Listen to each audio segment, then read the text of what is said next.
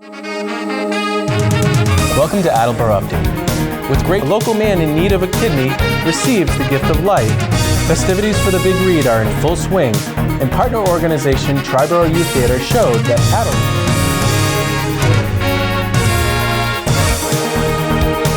Welcome to Attleboro Update, where you can get the latest in what's going on in the Attleboro community. You can watch all of our content by visiting our website, AACS.com, by downloading the AACS mobile app, or if you have a Roku, you can search for the AACS Roku channel. The City of Attleboro held their annual Veterans Day ceremony at the Veterans Memorial Pavilion at Lee's Pond in South Attleboro. The keynote speaker for the event was Tanya Rio, a military spouse. Here's a brief clip from the presentation.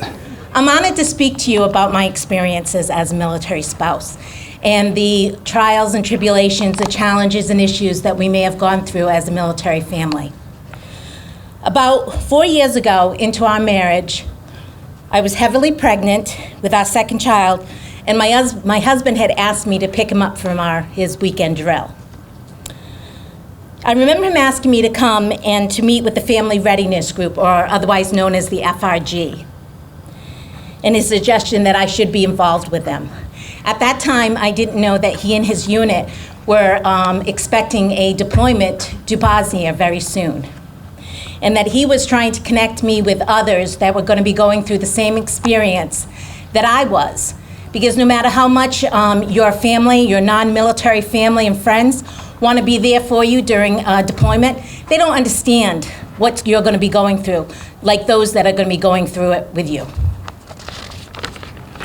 The FRG was a godsend. They were there with me the day that my husband left for his deployment. And my 4-year-old son, Adam, who at that time was not very happy with his dad leaving, he was screaming for everybody to hear, "Daddy, don't go," over and over again. Now that was heartbreaking to me and to everybody around us, but it was especially heartbreaking to my husband, who had to turn away and climb onto that bus, unable to comfort him. The FRG was a great distractor and good way to stay connected. This group of moms, dads, wives, siblings, and children banded together and built a strong system of support that made the next 9 months, at least, if not better, at least bearable. I grew a lot as an adult at this time. I was only in my 20s when this first deployment had happened. And I became more independent and confident in myself during that. Something that would have probably happened naturally, but happened a lot quicker because of this circumstance. A partially obscured Veterans Memorial near the center of the Attleboro downtown has been moved just a few feet to allow for much better visibility. The William A. Streeter Memorial was moved on Tuesday morning, and we spoke with Attleboro Veterans agent Ben Quell to learn more. Well, as the veterans agent for the city, one of my responsibilities is to look after the veterans' memorials and monuments, to make sure that they have proper flag placements and that they're replaced each year prior to Memorial Day. And it became apparent to some of the leadership and citizens in the city that this particular memorial, which has been moved before, is really not well placed at all. It cannot be viewed, it can't be appreciated, and so it was brought to my attention that it's probably best that it get moved to a more visible and appropriate spot for a memorial than sitting behind a fence abutting a private piece of property. So getting together with members of the council and the Parks Department that has the equipment to move it, we are going to relocate it slightly so that people don't lose sight of it or track of it. We're just going to slightly move it down a sidewalk onto a piece of donated public land, which will be much more visible and appropriate for a veteran memorial. Hello, I'm super excited. I am happy to be here today for the movement of the William A. Streeter monument from its location here to a few feet away in what I think is a more appropriate and certainly a more attractive spot. William A. Streeter served, when he was 18, he joined the military and was the first Attleboro soldier to die in the Civil War. He died in, I believe, 1864. In 1948, the mayor of Attleboro decided to erect a monument in his honor. In order for a monument to be appreciated, it has to be visible, it has to be accessible. People like to walk by them and see them and know where they are. So, sitting behind this fence is just obscure. So we just want to pay better tribute to the veteran who we're memorializing by putting it into an area that can be easily viewed by the entire public.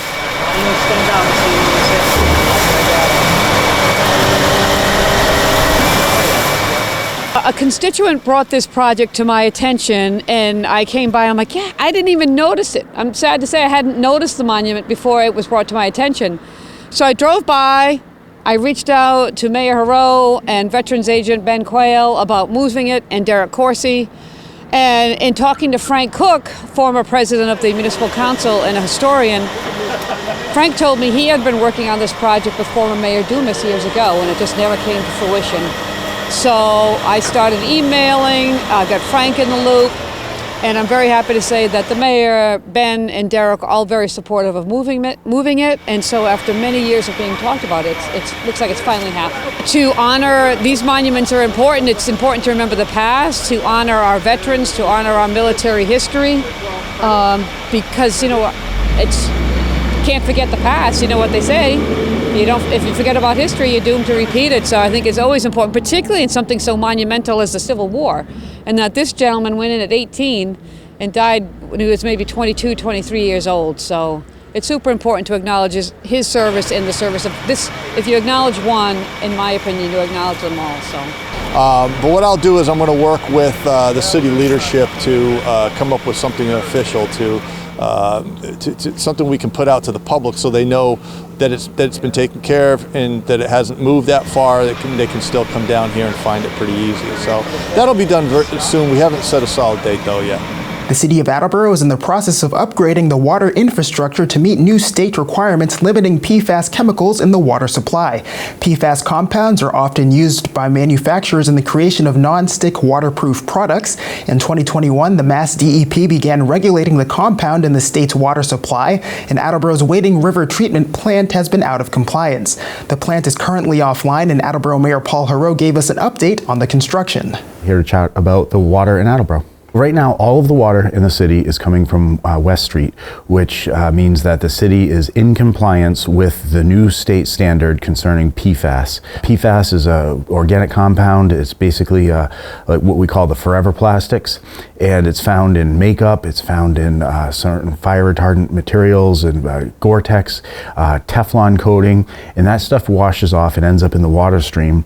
And our filtration systems weren't filtering it out. Nobody's was, though, in fairness, though. It was basically the state lowered the standard, and we need to have these new filtration systems to accommodate the new standard. So this is something that municipalities are faced with. It's not that the city is not doing something right. It's not that we are negligent in anything. It's just that the state changed the standard, and so now we have to come into compliance with the new state standard.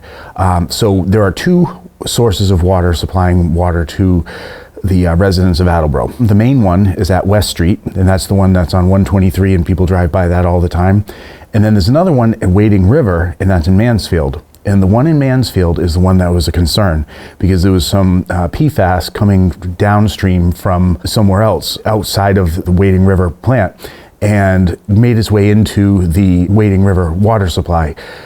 So that is actually offline right now. It has been for probably a couple months. It was only online just to get us through the summer drought. Otherwise, we would have depleted our reservoir too much with West Street and what we see off of Manchester Reservoir off of 95. And so basically, all of the water is coming from West Street, which is in compliance with the state standard. However, we need to put Wading River back on. So we have a two-step process that we're implementing. The first step is to use a rented temporary filtration system. It's several $1 million to implement this, to put this temporary filtration system in. And that will get us through as we work on the permanent filtration system. The permanent filtration system is going to be about $15 million. ARPA money is basically going to help us with that. That's the federal government money for COVID. These are filtration systems that supply water in the millions of gallons a day to 47,000 residents, including people who live in surrounding communities that get a little of their water from Attleboro. It's out of an abundance of caution that the state lowered the standard to what it is, 20 parts per trillion, and we are just over 20 parts per trillion. The old standard used to be 70 parts, but they lowered it. 0 is best, but it's not the sort of thing where it's toxic or the water is contaminated. People that have certain health conditions might need to check with their doctor and, not drink that. But right now, nobody has anything to worry about. As of today, all of the water is coming from West Street, which is in compliance with the state standard. After months of work, Attleboro High School unveiled their new Blue Bombardier school mascot yesterday during a rally in the new school gym. The mascot retains the signature eagle, now wearing aviator goggles and a jacket. AACS spoke with a few of the students. As we all know, we are the Attleboro Blue Bombardiers, but not everybody knows what a bombardier is or how it represents us to a school community. Nyla, please explain to us what a bombardier is. After intensive research, we've learned the meaning behind bombardiers. Airmen who were brave, honorable, and essential to World War II were known as bombardiers.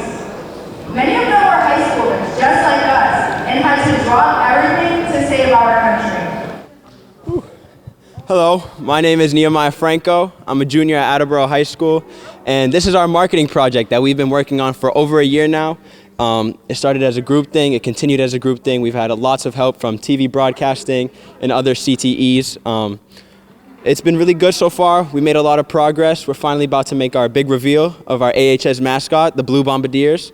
We would like to thank everyone who has helped, and yeah, be ready. The Blue Bombardier has been our mascot for a while. We just never really had someone to do it. So now we are making the big reveal, and it's about what we are as a school. So we want to engage, challenge, and inspire. So with that, we're using the mascot to use as a beacon so we can just project that from our school.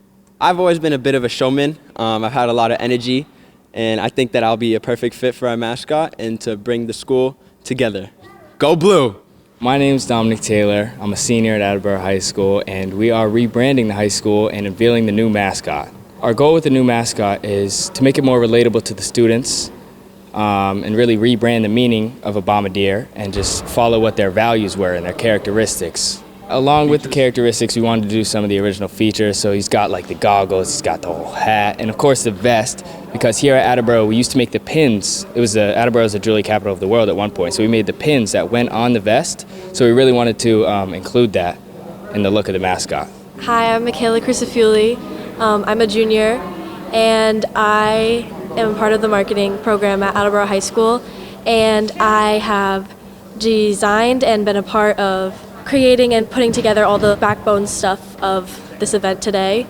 A bombardier is a symbol of hope and a symbol of honor. They're very respected, and they carry themselves because they had to sacrifice so much for us that their safety wasn't the priority. It feels kind of surreal that it's even happening today because I've been working on it for 2 years and working on all the main things to pull this all off, and I'm nervous but really excited for it. The Hebron Food Pantry was recently presented with a $60,000 check to purchase a refrigerated truck that will be used to make food deliveries to hundreds of area families in need.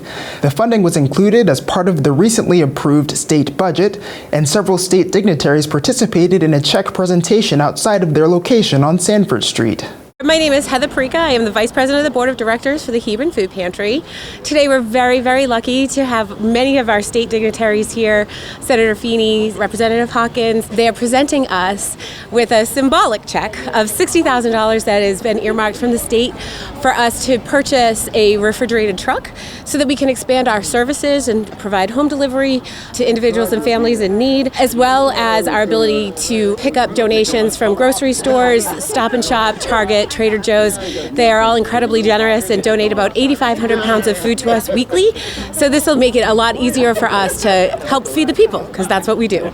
Due to inflation and high costs of food, we're all witnessing that at home. Our numbers are going up, and we have a broader selection of residents here in Attleboro, plus the 7 cities and towns that we serve: Attleboro, North Attleboro, Seekonk, Rehoboth, Norton. If you need help, we're here to help. So you can always give us a call. We're also on social media. We have a Facebook account so you could message us. We have open distribution hours to anyone in need, except for Tuesday mornings. It's our senior time, so if you're 60 plus, we're open from 10 to noon for distribution, as well as Wednesdays from 4 to 6 and Thursdays from 4 to 7. Previously, we used to require some proof of, working. We were called a working man's pantry previously, but now we understand and recognize the need in the greater Attleboro area, and so it's open to anyone who needs some help. We're very fortunate here in Attleboro to have state delegates who are actively advocating for all of us. I'm Jim Hawkins. I'm state rep in Attleboro. We're here because we're able to present Hebron Food Pantry with a check for $60,000 for a new refrigerated van to pick up food and to deliver food locally. Hebron Food Pantry has hours 4 days a week, mornings and evenings both. They do a remarkable job in the city. We're very proud to work together, the House and the Senate, to provide this money to allow them to purchase this van. The need for food in the city went crazy during the pandemic, and we just assumed that after the pandemic the need would go away, and it's not. It's maintained at almost the same level. There's still long lines of people needing food. The need has not gone away, and we don't think it's going to go away anytime soon. So this is particularly critical right now. The Hebron Food Pantry is the pride of the city for all the work that all the volunteers do here, to always have food available, always have a friendly place where people can come and get food. Area dignitaries and business leaders were recently treated to a tour of CMT Materials, a manufacturing firm here in Attleboro that produces a range of syntactic foam material, some of which is used in underwater products. The tour was part of an effort by local officials to learn more about the challenges facing various industries in the area. CMT Business Development Director Tom Murray spoke more about the event. For us, it was just allowing folks to know what it is that we do. I think we're a kind of little hidden gem here in Attleboro as far as a nice manufacturing facility that services the subsea and the plastics processing industry. There is manufacturing in this area, that it isn't dead and gone.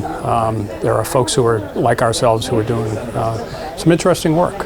One of the things that we'd like to promote is our engagement with the rest of the community here in the Massachusetts and New England area, specifically companies like Woods Hole, Alvin is a vehicle that we've worked on and had a lot to do with, as well as some of the autonomous and ROV vehicles that they've worked on, as well as local companies like Hudon, who also push the envelope as far as the subsea investigatory technology. For us, we are unknown to most people. They wouldn't know what syntactic foam is. They wouldn't know how syntactic foam is used, but it's such an integral part of any subsea environment, any subsea vehicle. So we make stuff float at depth and that's very, very unusual. And again, most people don't think about that. The folks at Woods Hole, the folks at Hydroid, or the folks at Boeing may know about us because we work with them on a daily basis. But most people don't even think about, why does things float, or why do you need something to float at 4,000 meters? And that's kind of what we're hoping to promote here today. So the conversation with the room and the state reps had more to do with what our challenges are here over these last couple of years. And a big part of that was finding people who have skill sets that are unique. And that could be fabrication skill sets, specifically guys who know composites and can work with composites. Also guys that can program and CNC machine, because it is something that we do on a daily basis. We'd love to have more of those guys, and that's one of the reasons we're standing in front of you today. It's always, I always enjoy talking about it, but from the same standpoint, it's good to let other folks know what the small business challenges are. There's more to it than just sales and production. People are such an important part of our overall business, and the people who work for us are such an important part of our overall business that we wanted to make sure that they're aware of that. Yeah, so we're here today at CMT at the invitation of Representative Jim Hawkins, who's a valued member of our committee. And we came, basically I would call it a listening tour to kind of hear from employers in the region, especially here in Attleboro, working with Rep. Hawkins, about what are some of the issues that they're facing, and especially in terms of workforce, because we know that is an issue for many employers here in Massachusetts. And what we learned today is very similar, that finding and hiring skilled workers is a challenge for many employers. And so the idea is how can we support them and to help them to tap into some of the resources that are available to find more skilled workers so that they can continue to grow and succeed and expand. Yeah, so we want to see how we can be helpful, working with Representative Hawkins and our colleagues to try to make sure the resources that we have available at the state level to help employers with finding what kind of tax credits are available, finding what kind of hiring solutions are out there, what kind of workforce training programs are available, making sure that we're getting that information to employers like CMT so that they can continue to thrive and meet the challenges of their own in their own business sector. The Attleboro High School Athletics Department has selected their first 2 student athletes of the month of the new school year. We spoke with the athletes. I'm Jeffrey Hudon. I was selected for Student Athlete of the Month of September. I run Attleboro cross country. So, it's going really well. We just finished up the last of our dual meets. We did really well. We ended off the season with 2 wins and 3 losses. Everyone was still pretty happy with that. We defeated Milford and at their course, and we defeated North at our course at Highland Park on our senior night. Everyone did really well this year so far. We have Hawks coming up, our championship meet. Everyone did a lot of PRs. Everyone really improved this year, so I was really happy with the way the team really came out at the end of our dual meet season. Yeah, I've been getting really good PRs. I PR'd for about 1 minute and 30 so far, that's really good in your 5K times. I got around 18:22 for my 5K time, and just under that in KP I broke 18 and got 17:57. I really think that we really work off each other a lot. A lot of people say that cross country is, as much as it very is individualistic, we really do work as a team. Everyone really helps each other, pushes each other throughout the meets, cheering them on. We always do extra for our workouts. I know my past captains have always, making sure, I'm getting the right form down. I'm doing everything that I need to do. Again, we're always just doing extra stuff to really try and improve our season. I'm Lexi Campbell. I'm the goalkeeper for Attleboro High School's girls soccer, and I've been chosen as Student Athlete of the Month. It's been back and forth, in my opinion. We've had some close games that I think we should have won, but then we beat Canton this Wednesday, which is a really good win for us and is putting us back on the tournament path to make. Streaking down the right, shooting, save Campbell, and dives on the rebound! It's definitely a lot of a mental position, I'd say, compared to the other positions on the field. If you're not mentally intact, it's going to be a harder game. You have to kind of hold yourself up and hold yourself accountable when it's yours, and you have to be a leader in the back to build everything forward.